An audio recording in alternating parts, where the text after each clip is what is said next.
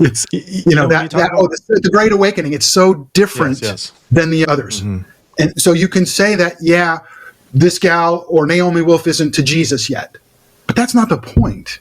Mm-hmm. We're building a culture, re-Christianizing it, to where believing in Jesus once again becomes not only acceptable, but maybe like something that people like want to do. Mm-hmm. That's a good thing.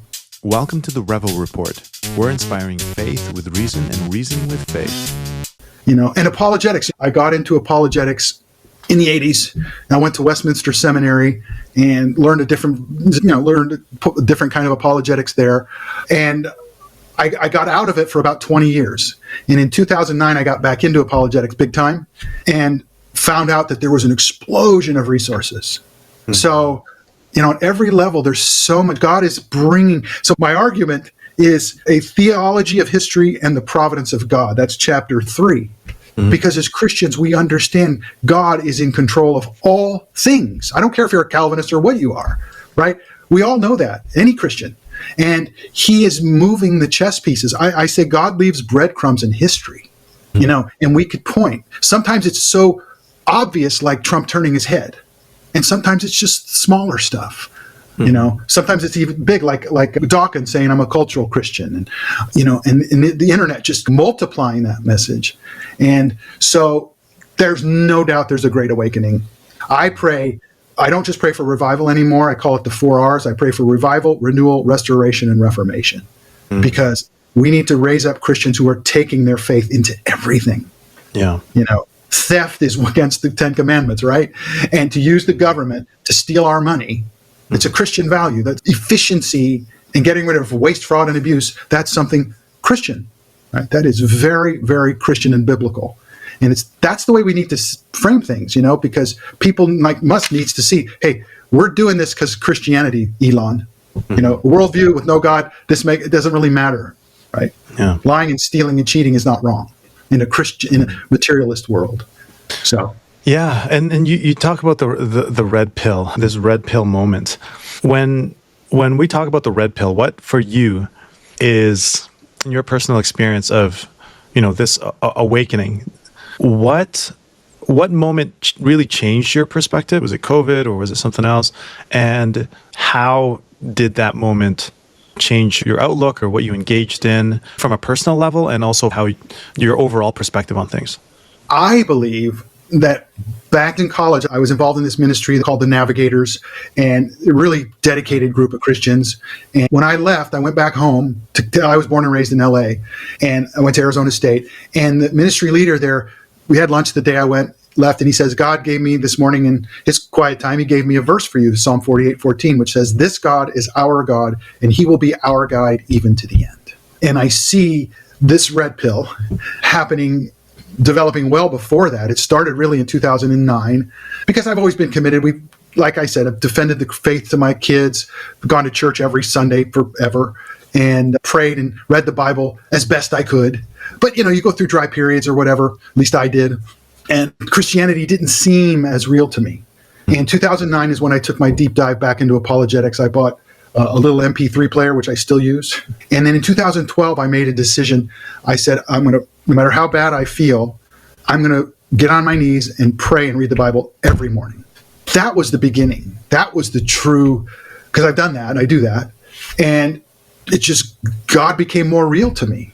I mean, real in a way that you can't even explain the realness of it. And so I see God as working in me, and then Trump, because that really was the next step, and beginning to see the bigger picture of truth and the lies. And so you're seeing a cosmic battle, really, the Ephesians 6, we wage not against flesh and blood, but against spiritual powers and so on. And seeing this happen, it really was the ultimate, because I talk about Babel a lot. I think I mentioned it 39 times. And this idea of the concentration of power. And we have that today in the globalists. And God says, if I let them get away with this, then nothing they do will be impossible for them. The pride and so on. And so he did let the globalists get away with it in COVID. I argue that hubris, this overweening pride, always leads to nemesis. The ancient Greeks talked about that. Eventually, this hubris, this pride is going to be your downfall. And you could see that with COVID. Like I say, in the middle of the storm, it's hard to see anything other than the storm. But when you look back at it, like all of life, 2020, hindsight, you can see it. And COVID was the thing that woke up so many people, and in a spiritual way. It's so bizarre, isn't it? Modern medicine it's great on a lot of levels, but it's been a disaster on so many levels. And just this rule by experts, I talk about progressivism and this growth of the expert class, and we see it in the administrative state and managerial control of everything. And it's just horrible. And it just was revealed. That's all I can say about it. I think I was going to call the book initially Trump the Great Revealer. But he wasn't doing the revealing. It was God, right? This was being revealed to see in relief. And the journey doesn't stop, right? I mean, my mind's continuing to be open to things. I never continually tweaking what I believe about things and learning new things. And, it's interesting that God in 1 Corinthians 8:2, Paul says, the man who thinks he knows something does not yet know as he ought to know.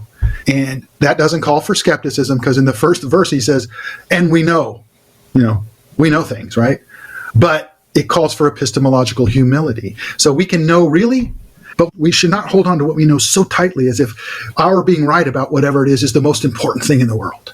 Because then what's your faith in? It's not in God. It's in my rightness, how smart I am. And I get this. The other idiots don't get it. So that kind of brings me to another question that I have for you. Trump is very polarizing, not just the right and to the left, but also within Christendom, because you have Christians who are all for it, right? They're all for, yes, USA, MAGA, but then you have other Christians who are saying, you know what?